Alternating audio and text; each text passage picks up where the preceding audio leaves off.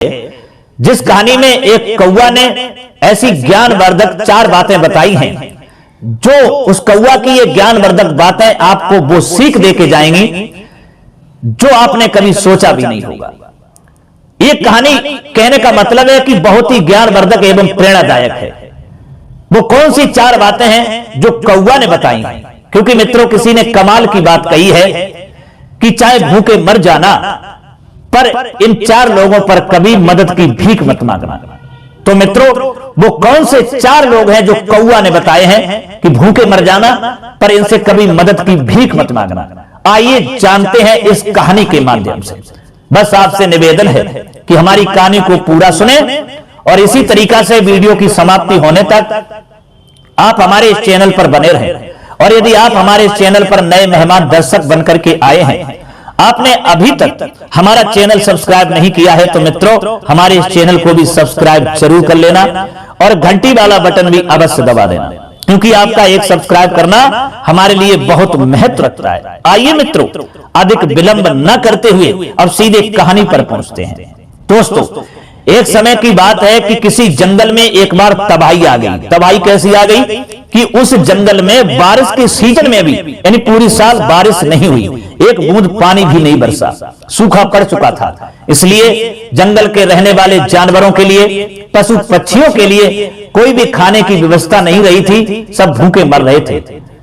जानवर, पशु पक्षी धीरे धीरे उस जंगल को छोड़ करके दूसरे जंगल की ओर जाने लगे थे, दूसरे राज्य की ओर जाने लगे थे। दोस्तों, उसी जंगल में एक कौवा का जोड़ा रहता था। वो कौवा का जोड़ा एक वृक्ष की डाल पर बैठा हुआ था। कौवा की जो मादा थी कौवी, वो बहुत ही भूखी थी, क्योंकि 3 दिन हो गए थे उन कौवा और कौवी के लिए कुछ खाने को नहीं मिला। कौवी बैठी बैठी डाली पर इधर उधर निहार रही है, कहीं कुछ खाने को मिल जाए। तब तक क्या होता है कि उसी वृक्ष के नीचे एक लोमड़ी एक मांस का टुकड़ा दबा करके आ जाती है। कौवी ने देखा तो उसके मुंह में पानी आ गया और कौवी जो थी लोमड़ी से कहने लगी, लोमड़ी बहन, मैं 3 दिन से भूखी हूं, बहुत बड़ी मेहरबानी होगी, आप जो हैं इसमें से थोड़ा मांस का टुकड़ा हमको भी दे दो, जो हमारी भूख शांत हो जाए, नहीं तो मेरा दम निकल जाएगा। दोस्तों, लोमड़ी ने देखा कौवी की तरफ कि कौवी अपने पति कौवा के साथ में बैठी है। तो लोमड़ी तो चालाक थी, क्योंकि ये तो आप जानते ही हैं कि लोमड़ी चालाक होती है। लोमड़ी ने विचार किया, इस मांस का टुकड़े से तो हमारा पूरी तरह से पेट भी नहीं भरेगा और ये अच्छा मौका है, इसको अपने पास बुलाते हैं और जैसे ही ये कौवी पास में आएगी इसको मारेंगे और खा जाएंगे, हमारा पेट भर जाएगा। दोस्तों, फिर लोमड़ी ने कौवी से कहा कि कौवी घबराइए नहीं, तुम नीचे आ जाओ और तुम्हें अपने पास में बैठाल करके बड़े प्यार से तुम्हें इस मांस को टुकड़ों को खिलाएंगे। दोस्तों, कौवी तैयार हो जाती है और जब जाने को होती है लोमड़ी के पास में, तभी कौवा रोक लेता है। कौवा कहता है, क्या पागल हो गई हो तुम? अरे ये हमारी तुम्हारी दुश्मन है, ये शिकारिन है। अगर तुम नीचे गई, ये मांस के टुकड़ा को छोड़ देगी और तुम ही मार करके खा जाएगी। कौवी कहती है, नहीं महाराज, मैं जाऊंगी जरूर, ये हमारे साथ ऐसा नहीं करेगी। कौवा फिर समझाता है, तुम मेरी बात को समझो, इसके पास ना जाओ और नहीं तो ये तुम्हें मार के खा जाएगी। कौवी फिर भी कौवा की बात को नहीं समझती है। तो कौवा कहता है कि ऐसे तुम नहीं समझोगे, हम तुम्हें एक दास्तान सुनाते हैं, तब तो तुम समझोगे। ध्यान से मेरी पहले ये बात को सुनो, उसके बाद में जाना। दोस्तों, कौवी भाई बैठ जाती है और लोमड़ी के पास में नहीं जाती है और कौवा की बातें सुनने लगी। कौवा कहने लगा और समझाने लगा, सुनो कौवी, कुछ समय पहले की बात है, इसी जंगल में एक बरगद का पेड़ था और इसी बरगद के एक खो में एक तोता और तोती रहते थे, यानी तोता तोती का जोड़ा रहता था। और दूसरी खो में उसी बरगद के एक जो था सर्प रहता था। इधर तोती जो अंडा दिया करती थी, उस अंडों को वह सर्प खा जाया करता था। जब भी तोती भोजन की तलाश में जाती थी और अंडे अकेले रह जाते थे, तो सर्प निकलता था और आराम से अंडों को खा जाया करता था। कभी कभी तो बच्चे भी बन जाते थे, तो वह सर्प बच्चों को भी खा जाया करता था। ये देख करके तोती बहुत परेशान होती थी। तोती के साथ में ऐसा कई बार हुआ। तोती बहुत दुखी हुई और बैठी बैठी वहीं रो रही थी। तोता भी बैठा बैठा रो रहा था। तब तक क्या देखा कि उसी बरगद की एक डाल पर जलकौवा आकर के बैठ जाता है। और जलकौवा ने जैसे ही देखा कि तोती रो रही है, तो जलकौवा ने पूछा तोती से कि क्या हुआ तोती, तुम बैठी बैठी रो रही हो? तोती ने सारी दास्तान अपनी सुना डाली और कहा कि मेरे साथ ऐसा कई बार हुआ है। मैं जितनी बार अंडे देती हूं, जितनी बार मेरे बच्चे होते हैं, इसी दूसरी खोह में एक सर्प रहता है और वो सर्प निकलता है। जब हम लोग कहीं भोजन की तलाश में निकल जाते हैं तो वह सर्प निकल करके हमारे अंडों को, हमारे बच्चों को खा जाता है। हम इस बात से बहुत परेशान हैं। हम कर भी क्या सकते हैं, क्योंकि हम उससे अपना बदला भी नहीं ले सकते, हम उससे लड़ भी नहीं सकते। वो बहुत खतरनाक है, बहुत ही दुष्ट है।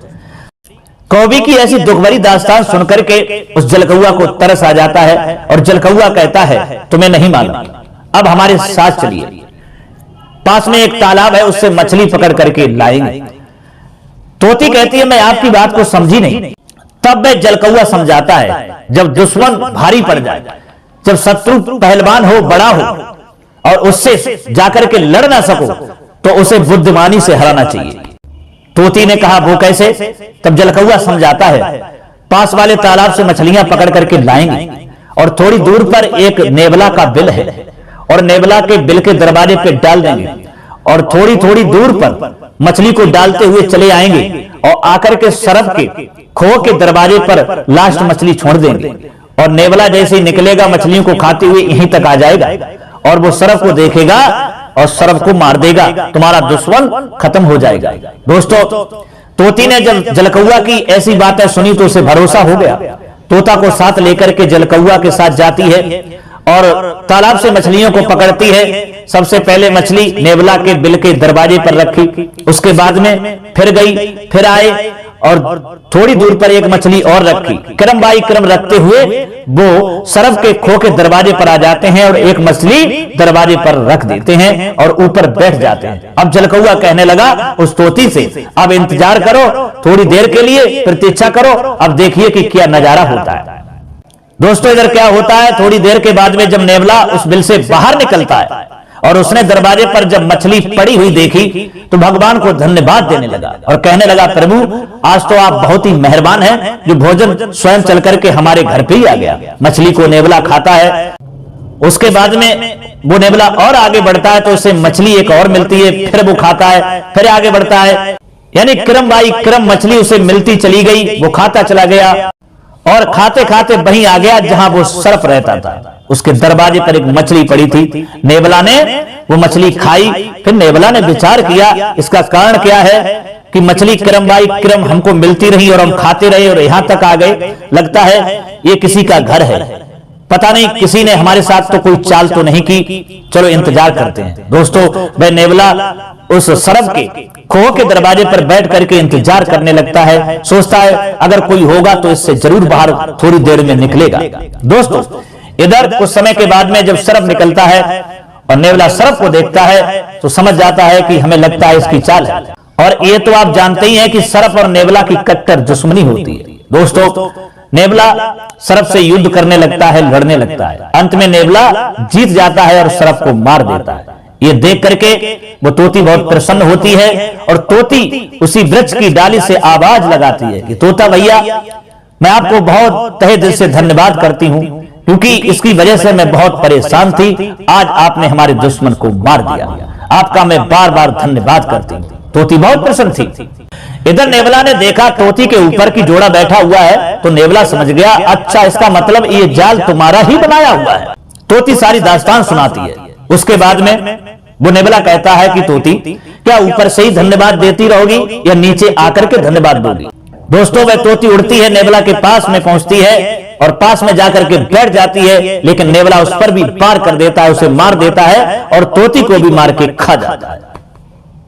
तोता उधर सोच रहा है कि एक दुश्मन से हट नहीं पाए, एक दुश्मन से जीत नहीं पाए, तब तक दूसरे दुश्मन के चुंगल में चले गए।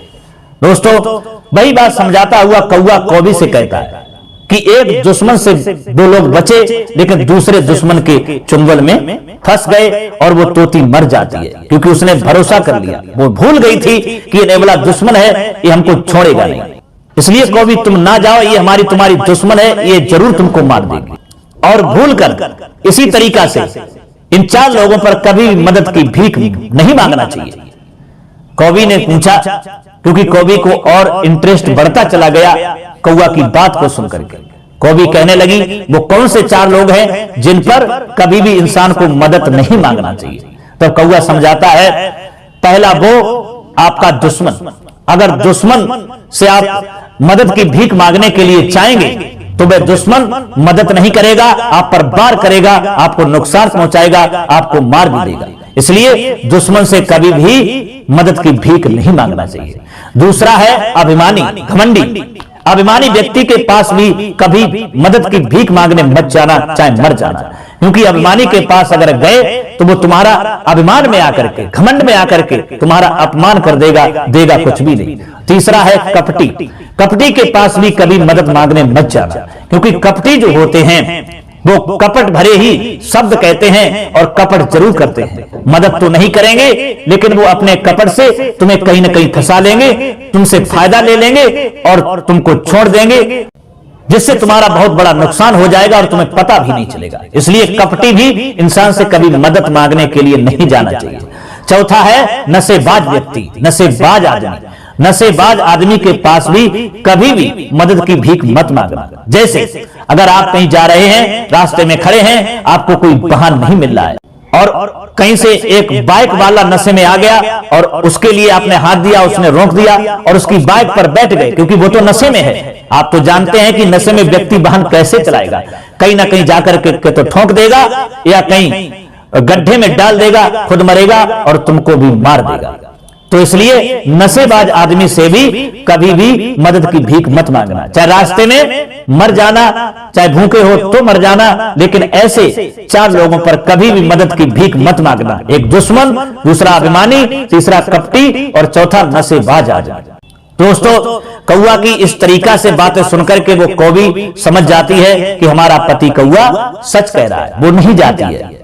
तो दोस्तों, ये कहानी हमको यही सीख देती है कि भूखे मर जाना, लेकिन इन्हीं 4 लोगों पर कभी भी मदद की भीख मांगने मत जाना, क्योंकि इन 4 लोगों पर, कपटी, दुश्मन, अभिमानी, नशेबाज, ऐसे लोगों पर अगर मदद की भीख मांगने के लिए गए तो आपको मिलने वाला कुछ नहीं है, आपका नुकसान हो जाएगा, आपका अपमान हो जाएगा, आपकी जिंदगी भी जा सकती है। तो दोस्तों, कैसी लगी हमारी ये कहानी? अगर ये कहानी आपको अच्छी लगी है, पसंद आई है, तो कमेंट बॉक्स में राय जरूर देना और हो सके तो अपने मित्रों के लिए भी शेयर कर देना। फिर मिलेंगे अगली वीडियो में किसी नई ज्ञान चर्चा के साथ में।